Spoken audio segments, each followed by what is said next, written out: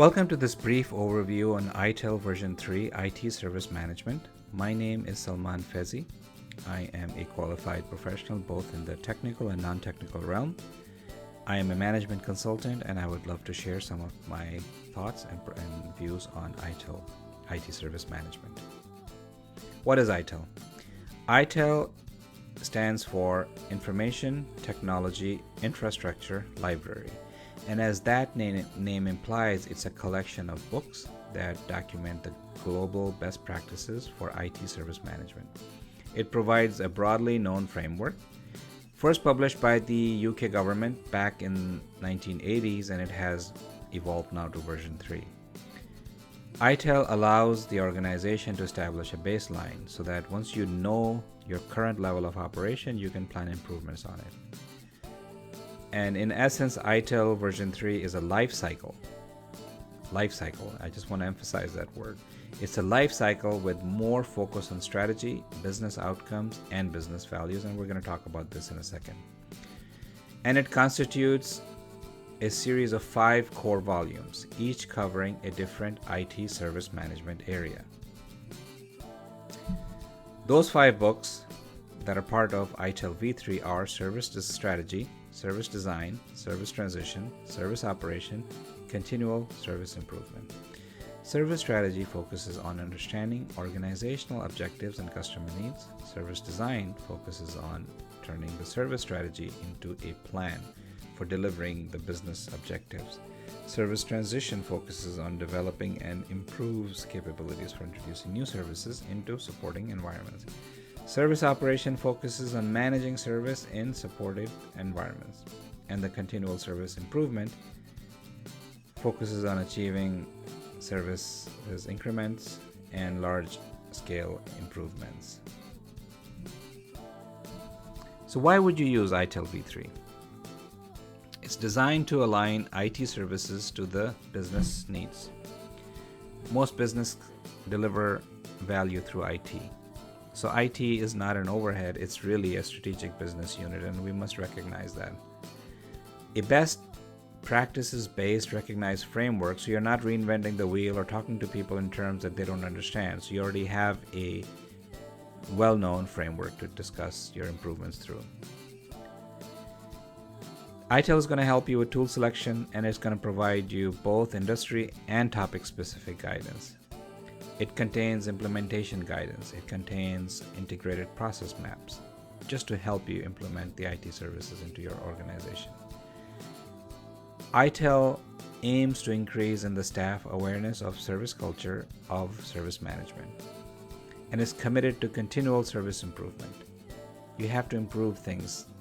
The market changes, customers changes, competition changes, so you have to continuously improve your service to adjust to those growing needs.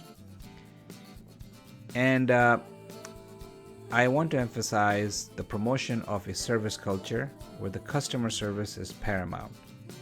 More and more items are being offered as a service, and the customer service is what really makes or break a difference. A lot of competing services are similar, but the level of customer service really makes a big difference. And ITIL provides service delivery through process improvement and process implementation. It provides the ability to measure service delivery and change control and change management.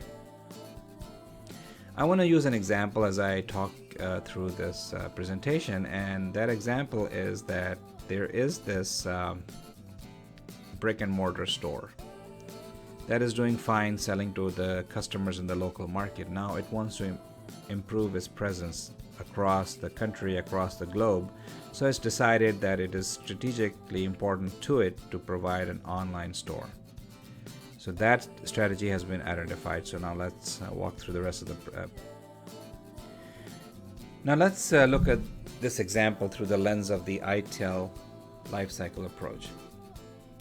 That lifecycle approach is centered around the core principles of ITIL that I have already touched upon, and I will continue to touch upon throughout this presentation.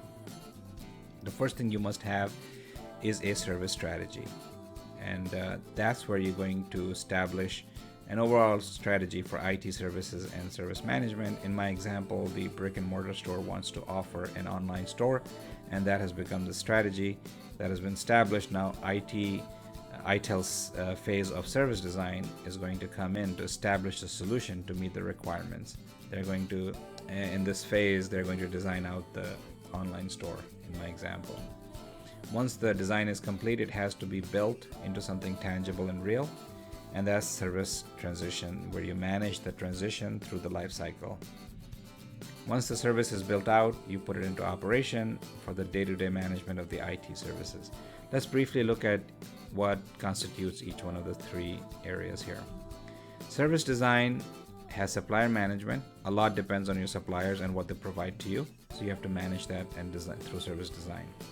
Service level management is also important, and you want to design out the right level of management of the service to your organization, to your users. The service catalog management, that gives you the catalog of various options that are available, and then they're, how they're prioritized together, what are the criteria, what are the dependencies. Availability management, how is the service going to be available? Now, the very important area of service transition, that has change management, knowledge management, release and deployment management, service testing and validation. We don't want to make something available without testing and validating it. Configuration management systems. We want to be able to keep track of the releases and be able to back them out if needed. Service operation includes the incident management, event management, and problem management as they occur through the use of the service on a day-to-day basis. Nothing is perfect, it has to be improved, and that's where continual process improvement comes into place. We measure and improve the service by reporting and managing improvements to the IT service and IT service management process. Individual books of ITIL. The first one I'm going to touch upon is the ITIL service strategy. Its aim is to align new and changing services to organization strategy. It supports business cases for investments. Anytime you have investment, you have to have a good business case for it. It resolves conflicting demands for services, and at the strategy level, that has to be planned out so that the downstream processes are all aligned. Improve service quality by strategic planning, and that is part of the strategy, the service quality and improvement thereof. And it ensures that the organization can manage the cost and the risks associated with their service portfolio. I just want to briefly talk about risks and how important they are, that you must identify those risks before you actually find the issues in those risks. This way you're going to be ready to address them when they occur, as opposed to having an unplanned activity just to recover from an issue that has popped up in your IT lifecycle. The benefits of ITIL service design. Here we have to deal with things like agreeing on service level agreements with the internal departments, who are the ones who are going to be using it, so we must make sure that they agree on the service level that we're going to provide. Measuring IT quality in business terms. This is extremely important that we measure it in the terms that the business understands, so they appreciate the value and they can see where the IT quality is or where it's going. If it's measured in some archaic terms that non-technical people don't understand, that's going to create problems. We aim right from the design to reduce the total cost of ownership, and also to implement an improved quality and improved consistency of the service. IT governance is critical to any IT projects, but it must be offered in an improved way so that it actually helps and it's not a hindrance. And just overall more effective of the IT service management is covered in this ITIL service design. Now I'd like to talk to you about the benefits of ITIL service transition. In my example of the online store, the service has been designed, now it has to be implemented, and that's where ITIL service design comes into the picture. The benefits of ITIL service designs are that it aligns the new or changed service with the organization's requirements and business operations. It provides the ability to adapt quickly to the new service requirements. In my example, let's say that the business realizes that the online service store must also be able to accept returns, and that is a new requirement that the service transition should be able to absorb. Improved success rate of changes. Changes are not something that occur on their own. You have to plan for them and implement them through change management principles. It provides improved organizational agility and flexibility, and provides a consistent and rigorous framework for evaluating the service capabilities and risks before a new or changed service is released. So it is important that we all have the same framework for evaluating the service. If somebody is looking at the service from a different angle and somebody is looking from a different angle, then they're not going to be able to compare the apples to apples. And I just want to talk about the risks. That risks are extremely important to be identified before they actually become an issue. Thus, if they do become an issue, then you already have a ready-made plan to deal with them without affecting the critical path of delivery. Let's move on to the benefits of ITIL service operations. Here we are delivering and managing services at agreed upon levels to organizations, customers, and users. It also provides for management and monitoring of the technology that is used to deliver and support services. You want to monitor it and make sure that your service is operational in the way you expect it to be operational. As the users use the service, they're going to run into issues and problems, and they're going to report those through incidents. So you have to be able to manage those incidents, including major incidents, minor incidents, etc., and ensure that you have the ability to recover the service if it goes down. In my example of the online store, let's say that the online store goes down due to some technical problems on one of the busiest shopping days. Then the sooner it's brought back up, the sooner you're going to be able to recover your ability to generate revenue for the company. And ensuring the appropriate IT organization is in place to support the overall service requirements of the organization. Again, this is not organically going to happen. Normally, it does not happen on its own. You have to plan for it and cater for it. And the service delivery has to be cost effective. Every penny of the organization has to be used in the best possible way.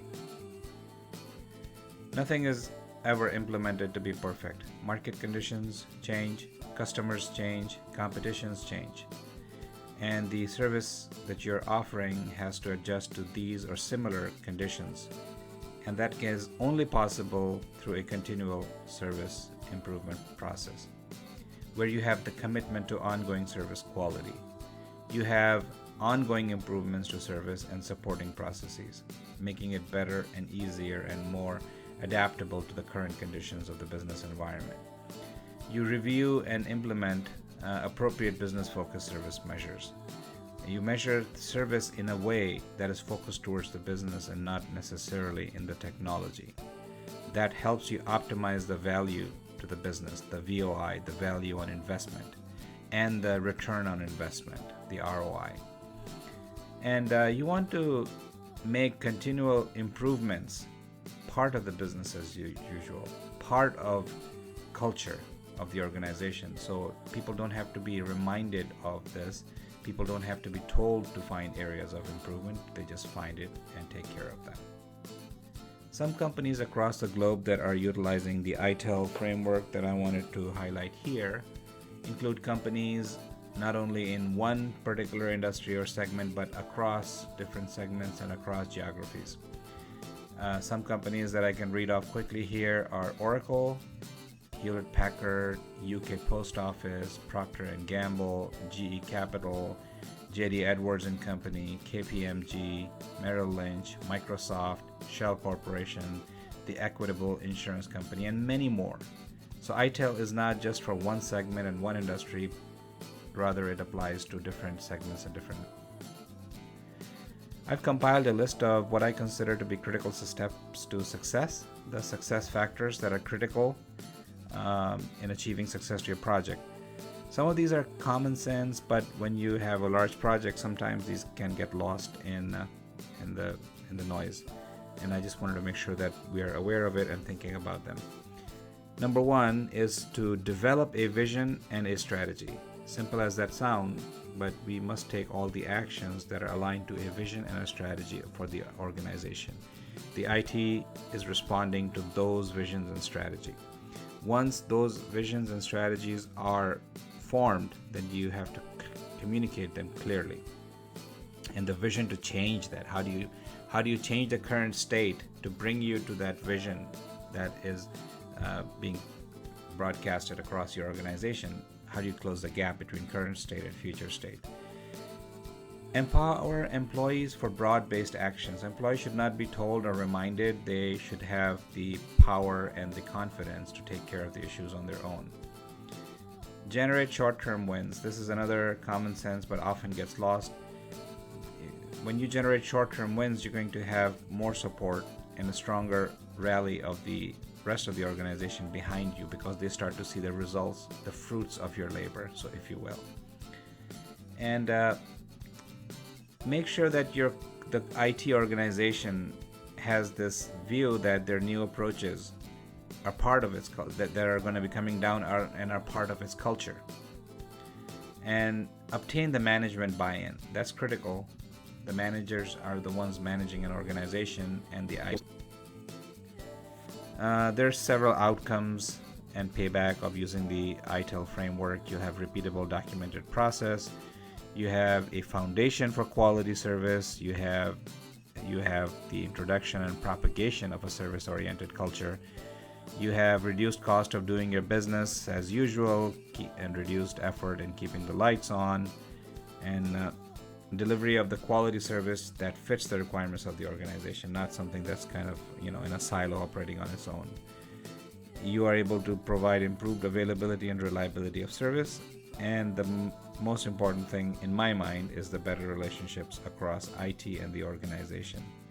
People see IT providing critical value, and they feel comfortable coming to IT for their needs, and the IT feels comfortable going to the business to understand how it can provide better service and to align itself closer to the business overall. Some recommendations and best practices. Understand that ITIL is all about people, the importance of people. People are the users of it. People are the beneficiaries of it. People are the ones who are planning for it. And without articulating a business value of ITIL as a means to enabling and solving your key business priorities and pain points, you're not going to be able to bring people along to your goal of implementing ITIL in your organization. Obtain supports of the executives, managers, and staff at all levels, and then form a core IT service management team with champions from across the organization to drive the adoption. Those usually tend to be more successful in driving a change within an organization than an edict from an executive. Make sure you develop and retain the right people with the right knowledge, experience, common sense, soft skills, and work ethics who have a customer-centric approach. Certification is not enough.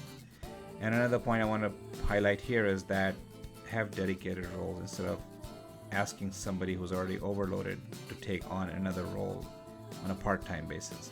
For example, have a change manager who's dedicated to that role instead of asking somebody who is doing something else to also become a change manager. Nothing is the way it's written in a book. Usually you have to take the principles and adjust those to your needs. And the same is true for ITIL. Don't do ITIL from the book. It needs to be adapted to the organization. Number 2, be realistic about your IT service management processes. A lot of times the organizations already have IT services processes that are similar to ITIL service processes, and they often think that they're already a mature organization just because they have a process in place that deals with incident management, change management, configuration management, etc.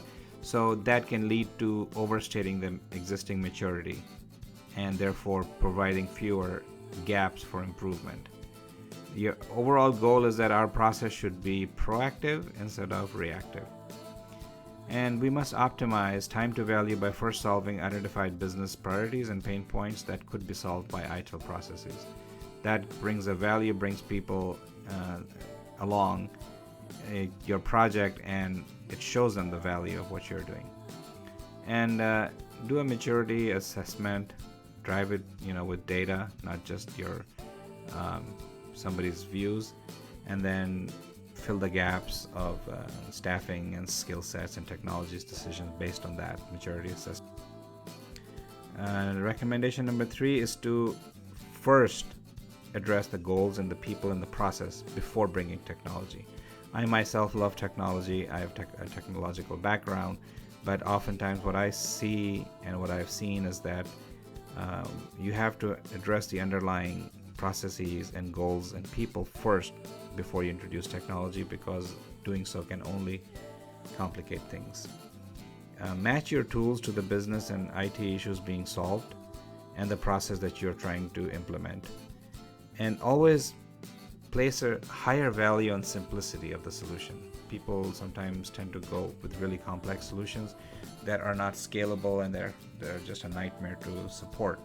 Scalability is important, and I want to talk about that because organizations change, they grow hopefully, and you want your tools and service to grow along with it. And don't ignore the fact that the technology that already exists, no matter how archaic or how old it is, your service has to integrate with that. So plan very carefully for that. Before turning on a capability, make sure that you have the required people and process in place. Often, many excellent capabilities fail to adopt because of the lack of structure to support them. And lastly, consider SaaS as another delivery model. It offers some really great benefits, and you can really save cost and overhead by using a software as a service or SaaS model. But we must also realize that in itself comes with its own set of challenges, and it's not a silver bullet or not a red herring. It can be a red herring. Look beyond the technology project. Make the technology available quickly. Oftentimes we get stuck in this mode where we are being told that the business does not provide the clear requirements for the IT services to be designed, and the IT services cannot be designed because the clear requirements are not provided. The business cannot provide clear requirements because they really don't have a magic lens to look in the future to tell what it is that they want. They should be able to, but oftentimes they don't. They don't fully even understand how the current technology is implemented. So I think the best compromise is to make the technology available and then tweak it. As you make the technology available, people start understanding, and then they start having an opinion and a vision and clarity around what it is that they want. And plan for realistic adoption window. Don't just think that your service will be adopted as soon as it is implemented. Plan for some time for adoption as well. So if it takes 3 months to deliver, plan maybe a month of readiness and change management. Long-term projects that take years or more, I think are usually tricky in that organizations operate on an annual basis, and they stop seeing value in something that is so long-term. So instead, break it down into simpler 1 year or less duration projects and deliver value to the organization. Number 5 is communicate the value of not just ITILs, but anything that you're doing and communicate it effectively, not only to technical audience, but also to the non-technical or the business audience. So you deliver a consistent message that resonates with the sponsors and the core teams on what are the values of ITIL, what are the values of your project, what are the plans, what are the implications, and tailor a clear message. This is easier said than done. Very difficult to create a message, but any effort you put into creating a clear message is going to pay off handsomely. And your message should be understandable by technical and non-technical audience, so that everybody can work together and cooperate and collaborate. And this is one of the keys of breaking the silos, is to have a clear message that resonates with all audiences and is understandable. And oftentimes, introducing a new process such as ITIL or new framework into an organization can be viewed as a silver bullet, but nothing is a silver bullet, so it's just a compass. It's just a compass to a destination. And set clear expectations on roles and responsibilities, and entrust that both IT and business users with ITIL, with the overall success of the ITIL framework. Only then you're going to find results. It's not, if business people are not along the don't come along for the ride, the technical people cannot make it successful. If the business people want it and the technical people are resistant, you're not going to see success either. Everybody has to work together in a collaborative way to bring about a change in an organization. So that brings to the end. Thank you for watching this presentation. I hope you have found it useful. And again, my name is Salman Fezi, and if you have any feedback on this presentation, please feel free to email me on salman.m.fezi@gmail.com. Looking forward to hearing from you, and happy ITIL implementation in your projects.